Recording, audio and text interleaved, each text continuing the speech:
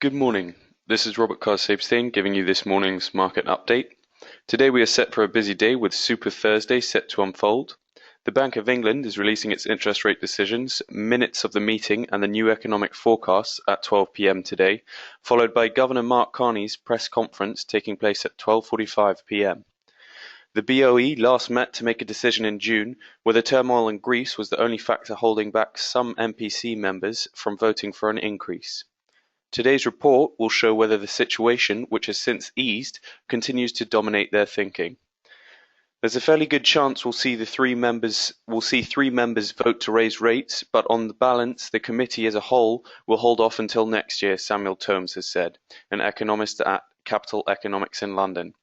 Two of the three expected hawks are probably external Monetary Policy Committee members Martin Wheel and Ian McCafferty, who are expected to vote in favour of an interest rate hike for the first time this year.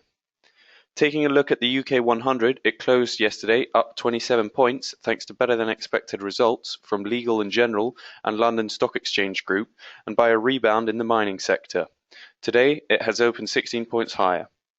The Germany 30 has had the same trend, closing yesterday at 11,591.1 after gaining 136.5 points, and has continued its upward trend today, currently adding just over 30 points to the open.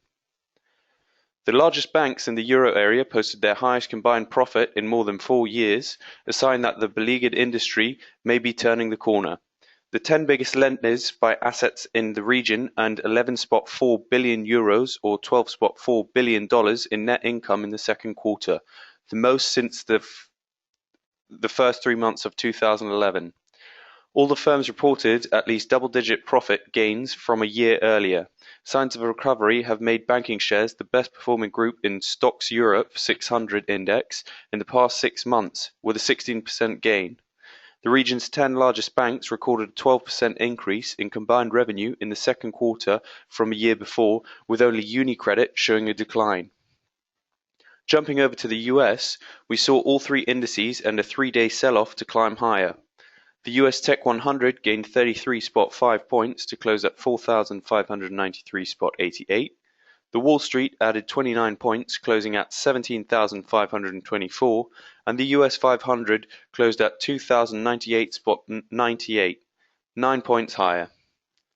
In today's corporate news, the London arm of UK's biggest house builder, Barratt Developments, has been granted planning permission to build 135 homes in Battersea. Insurer RSA reported group operating profit jumped to £259 million in the first half of the year, from £141 million during the same period a year earlier. Estate agent Savills said group revenue rose 27% to £547 million for the 6 months ended 30th of June, from £430.8 million in the first half of 2014. Today's economic data is at 9:30, the release of industrial production and manufacturing production results in the UK, followed at 12 p.m. by the BOE releasing its minutes, interest rate decisions and quarterly inflation report. And last but not least, at 12:45, Mark Carney's press conference release.